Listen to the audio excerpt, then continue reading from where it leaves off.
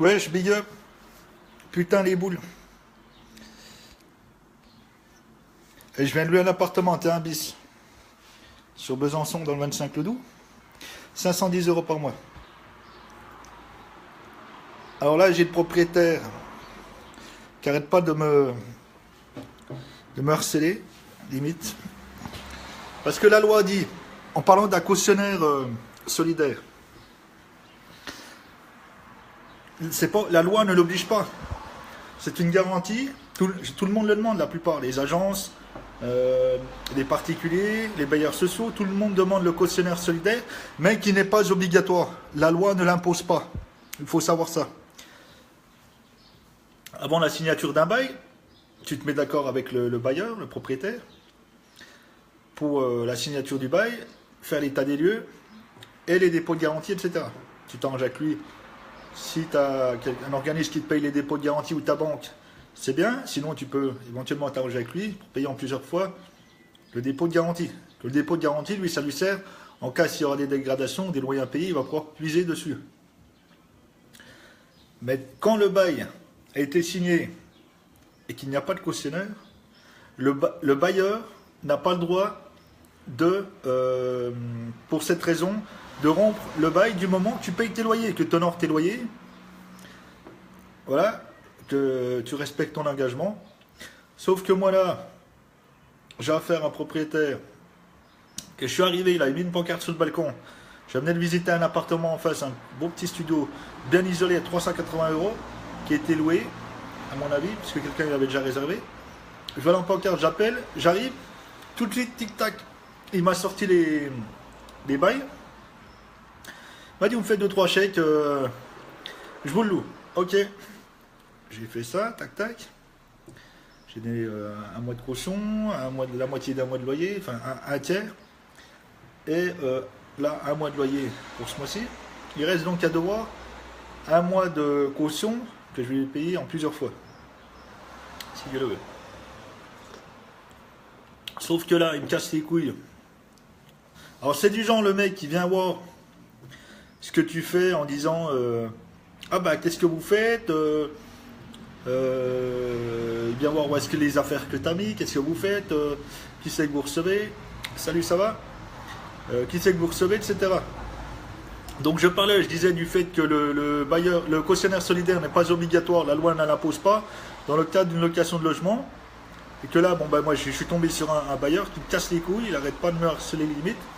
C'est le genre du mec toi qui vient il vient voir qui c'est que tu reçois, qu'est-ce que tu fais, qu'est-ce que tu as mis dans mon logement, etc. Donc le mec, voilà, toutes les semaines, voire tous les 3 jours, il t'appelle pour prendre de tes nouvelles.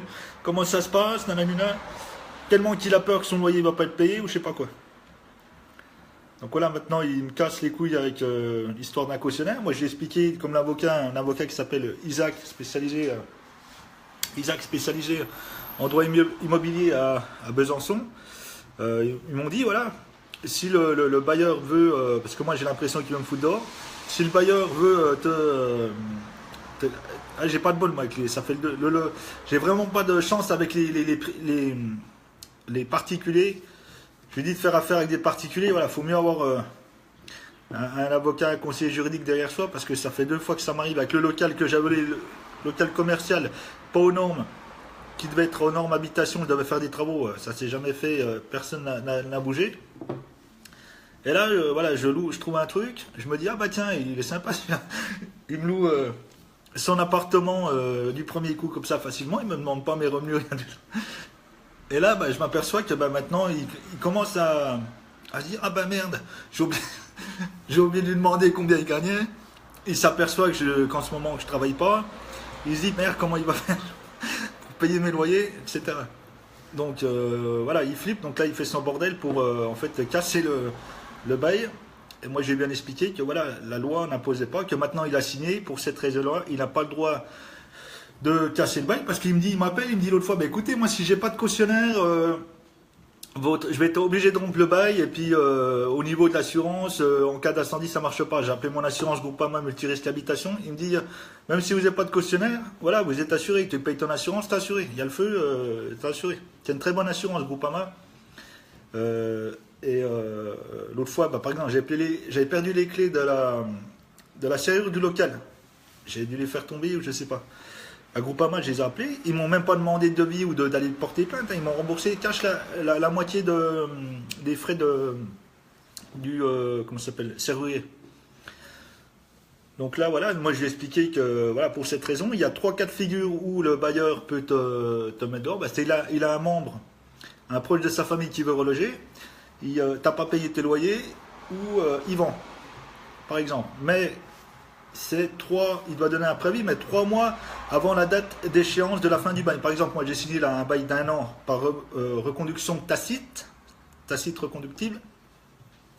Donc c'est-à-dire qu'en fait il va jusqu'à février 2018, si Dieu le veut. Et donc 3 mois ça ferait, donc il irait jusqu'au 20 novembre 2017. Donc à partir de ce moment-là, voilà, il donne ton préavis par voie d'huissier, et là, effectivement, il peut reprendre son logement, mais il doit le faire acter par acte de huissier, par une voie juridique, en fait. Mais bon, comme on sait que la plupart, bon, ils ne se préoccupent pas des textes de loi, hein, du code pénal, ils s'en battent les couilles, quoi. Si tu n'es pas au courant, ou qu'ils viennent avec sa famille et te mettre la pression en disant on casse le bail, machin... voilà, tu as vite fait de te retrouver à la rue sans solution. Et ça, voilà, il y a trop d'abus, ça s'appelle de l'abus. Et ça, il y en a beaucoup qui abusent, surtout voilà, quand ils sentent que c'est des locataires qui sont faibles, qui voient qu'ils ne connaissent pas les textes de loi, qui n'ont pas derrière d'appui, de soutien. Donc voilà, il ne faut pas se laisser faire face à ces gens-là et voilà, faire valoir ses droits. Bien que c'est difficile hein, de faire valoir ses droits dans un pays comme la France, où que pour faire valoir ses droits, faut payer, mais quand même, il y a quand même l'aide juridictionnelle hein, pour certains revenus que tu peux avoir. Donc tu peux avoir l'assistance d'un avocat. Des fois, tu vas tomber sur un avocat voilà, qui lui, s'en bat les couilles, il veut juste ses 5 ou 800 euros qu'il va toucher. Il va te faire un discours vite fait, voilà, et qu'il y en a d'autres. Ils vont te défendre si vraiment ton dossier les intéresse. Ils vont plaider dans ta faveur pour te défendre comme il faut, et ils ne vont pas se soucier de l'argent, quoi. Ça dépend sur qui tu tombes. Donc voilà, c'est... Donc je le sens pas. Je le sens pas, là, je sens que voilà. Ah, j'ai vraiment pas de bol, moi, en ce moment, je te dis, avec les logements, c'est... En fait, les gens, j'ai l'impression, voilà, dès qu'ils voient que tu t'installes, tu te mets bien, tu te poses, ils disent, attends, celui-là... voilà, bon, maintenant il est bien posé, il va retrouver du travail, machin, il va peut-être se mettre bien. Et il est jalouse. Tout bien dont tu jouiras, il te sera jalousé. Quelque bien que toi, une voiture, un vélo, une femme, un appartement, voilà, tout bien que tu pourras jouir, tu seras jalousé, quoi. C'est comme ça, les gens. On est dans un pays où je vais pas tous englober, mais bon, la plupart veulent. Ouais, je te remercie. La plupart, ils veulent. Voilà, ils vont être jaloux de ta situation. Que je pense, moi, faut plus, moi, se réjouir de ton concitoyen. Tu vois que c'est bien, il évolue dans la société. Il faut encourager donc nos concitoyens, justement, à évoluer dans cette société et non pas à les pousser vers le bas. Donc voilà, ça dépend sur qui tu tombes. Et puis, donc voilà aussi, j'ai un projet là. Bon, vous pouvez aller donc sur ma chaîne YouTube, Tom Huguenin. Donc il y a. J'ai l'idée de créer, si Dieu le veut, un concept de bar à pâte fraîche en provenance d'Italie. Donc tu as plusieurs sortes de pâtes, hein. Tu as de la tagliatelle, spaghetti, gnocchi, etc. Avec plusieurs sortes les sauces, bolognaise, carbonara, arrabbiata et compagnie. Avec le fromage, l'huile d'olive et compagnie. À côté de ça, il y aurait des baguettes. Il y aurait, si Dieu le veut, tout ce qui est friture, calamar frit, poisson frit. Et puis, des desserts, donc c'est des donuts, des muffins, des glaces, donc des produits de chez Miko, et des boissons fraîches sans alcool, donc en menu ou à l'unité, et aussi des salades, toutes prêtes, salades composées, différentes salades. Donc voilà, à emporter uniquement donc dans des emballages écologiques, donc totalement biodégradables et recyclés.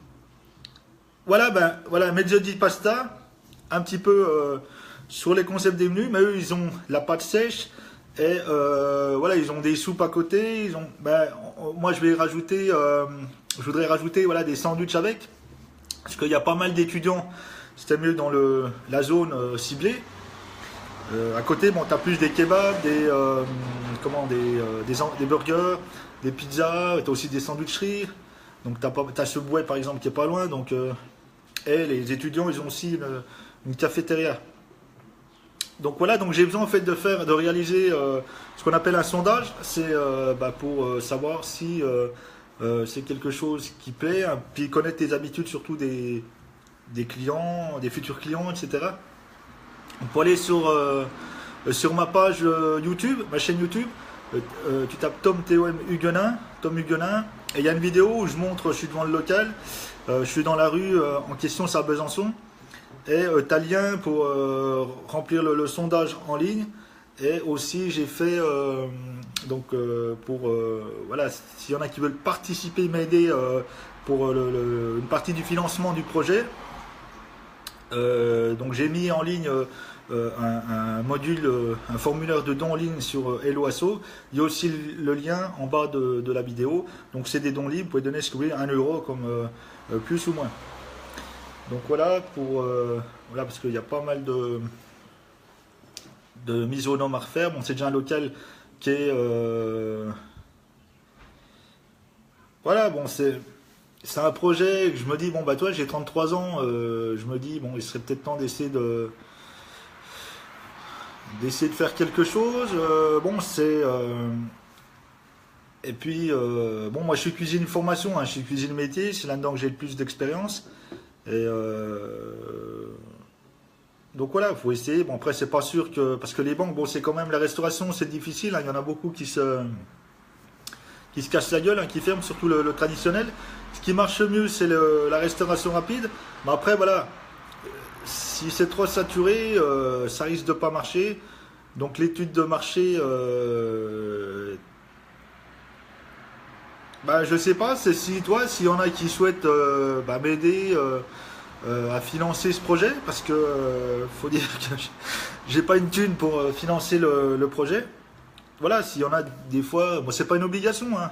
C'est si seulement voilà, il y en a qui qui souhaiteraient participer donc à la création de ce projet en faisant des dons libres, hein, donc voilà. Mais voilà, bon, ça reste difficile. Après, les banques, la BGE par exemple m'a déjà dit, il y en a qui avaient des projets viables, ils sont allés voir les banques lui auront refusé le prêt. Toi, ça veut rien dire. Après. Ben, moi, voilà, j'ai vu que dans les dons qui se fait, il y a ce qu'on appelle comment on appelle ça? Ah, tu donnes un truc en échange. Euh, mais moi, voilà, dans mon esprit, dans ma tête, si je fais un don, je le fais de bon cœur et je le fais sans, comme dit la chanson comment il s'appelle, je sais plus, enfin, sans rien attendre en retour. Pascal Obispo. Donc voilà, c'est des dons libres, c'est une forme de soutien, bon, qui gagne. Après, oui, les gens, bien sûr, ils seront bienvenus, dans le lieu. Et puis, bon, je dis pas que tout de suite, je vais pas mettre en amont de pouvoir leur offrir quelque chose, mais c'est sûr, si j'aurai la possibilité après de leur offrir un menu ou un truc, bah, je le ferai, quoi. Tu sais, les gens n'investissent pas si. Ouais, je sais. Bah, c'est pas, toi, c'est pas un investissement, c'est pas, en fait, c'est pas comme si tu étais actionnaire, que tu investis dans une société, que tu te dis, bah voilà, moi je vais toucher, j'investis pour gagner de l'argent. Là, c'est un peu l'éco-participation. Il y a des plateformes qui le font. Tu as un projet quelconque, tu veux faire un clip vidéo, tu veux ouvrir un food truck, tu veux, je sais pas, faire je sais pas quoi. Donc tu as des plateformes où tu peux mettre ton projet, tu décris ton projet, et il y a des gens qui viennent te soutenir en fait en faisant des dons. Et c'est quoi le dernier truc à qui tu as fait attends, j'arrive pas à lire la fin de la phrase. Ah, tu as fait un. Je vois pas la fin de la phrase. Enfin voilà, ça s'appelle l'éco-participation. Voilà. Le principe, c'est que bah, tu présentes ton projet et tu as des gens qui disent ah bah tiens, c'est bien, ça c'est intéressant, bah tiens, on va essayer de lui donner un coup de pouce, je vais donner 1 euro, je vais donner 5 euros, voilà. Et ça te fait une petite cagnotte pour démarrer. En principe, tu as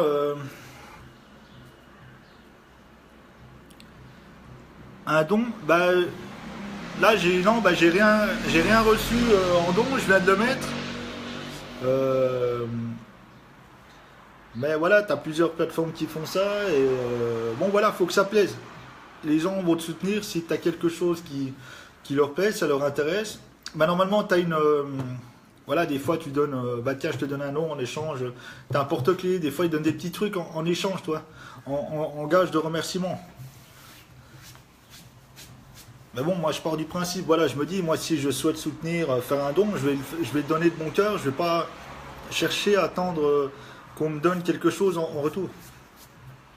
Mais voilà, c'est des... Bon, j'avais déjà lancé pour mon projet de création de studio de radio, pareil, une campagne de dons. D'abord, elle est toujours en ligne sur Hello Asso. Bon, j'ai pas eu 1 euro jusqu'ici. Peut-être qu'elle n'a pas été assez vue parce que j'ai pas fait beaucoup de partage dessus. J'ai pas fait beaucoup de... toi, j'ai pas fait de péri, j'ai pas fait de trucs pour vraiment en parler. Non, toi, quand as-tu sais un don et à qui? Ah, quand je sais que j'ai un don et à qui? Bah, c'est sur la plateforme, toi, tu vois, tu as des statistiques, tu vois tout de suite si tu as reçu des dons. Bon, il y a des dons qui sont anonymes, donc le donateur peut choisir d'être anonyme. Ou, voilà, bon, donc tu peux voir d'après ce qui se fait, qui c'est qui te fait les dons. Mais bon, voilà, je me fie pas trop je me fie pas trop aux dons, quoi. C'est juste, j'ai mis si des fois il y en a qui souhaitent me donner un petit coup de pouce, mais voilà, comme je te dis, bon, je suis pas, voilà, c'est un projet que je souhaiterais. Enfin, il faut que je monte un dossier déjà un prévisionnel. Donc j'ai certains éléments, mais il manque pas mal de tarifs. Alors il n'est pas encore fini, il y a encore du boulot. Ah, quand c'est que j'ai fait un don? Ben moi, pour te dire, j'ai jamais fait de don sur des plateformes en ligne comme ça. Après, bah, je suis déjà allé voir, c'est vrai qu'il y en a qui donnent pour des associations, pour des projets. On voit en dessous les cagnottes. Mais moi, voilà, j'ai jamais fait de dons en ligne sur des plateformes comme ça. Quand je veux soutenir, bon, je partage sur les réseaux sociaux un truc où j'en parle autour de moi, mais autrement, voilà, j'ai jamais fait de don. Après, c'est pas une obligation, hein,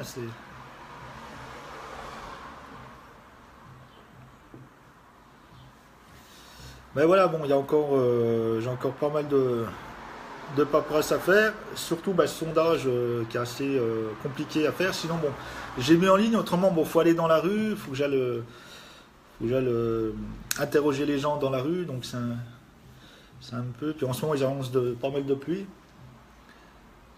Donc voilà, donc voilà, rien n'est sûr à 100%. Bon,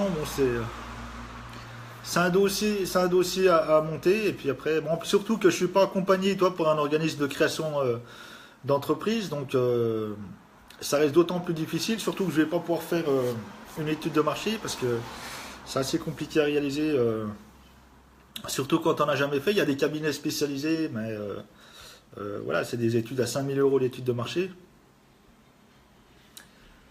Donc voilà, bon, ce qui reste à déterminer, c'est le plus compliqué. Voilà, c'est qui seront tes clients, à quelle fréquence ils vont venir, quelle est la période où ça marchera mieux, et tes produits, quelle est la quantité, à quel tarif pour être rentable, avec les charges que tu auras payées, combien tu dois vendre, bah, de sandwichs par jour, par exemple, des trucs comme ça. Et voilà, bon, ça c'est encore, voilà, c'est encore assez difficile à monter. Enfin, il y a encore du taf, hein, c'est pas encore fait. Et puis bon, comme c'est un local, toi, qui est assez bien placé, qui est adapté à l'activité, parce que les locaux en location pour exercer une activité de restauration, enfin alimentaire, ici à Besançon, tu n'en trouves pas des masses. La plupart que j'ai visité, ça sera tout commerce sauf restauration. Donc c'est très difficile d'avoir à la location un local pour faire de la restauration. Donc voilà, de toute façon, vous serez informé si Dieu le veut, donc des avancements du projet. Donc pour le moment, voilà, ça reste à la phase d'idée, c'est un mieux de concept qui reste encore à élaborer en espérant que ça puisse fonctionner, parce que ça pourrait créer mon emploi et peut-être aussi quelques emplois de jeunes par la suite. Donc voilà, c'est un truc assez simple. Bon, le local, c'était déjà une activité de restauration dedans, il est déjà équipé. Et puis bon, il y a quand même à remettre aux normes, à refaire un peu d'investissement dedans. Et puis donc voilà, à déterminer. Bon, sur ce, j'ai rendez-vous. Donc je vous dis à la prochaine. Ciao.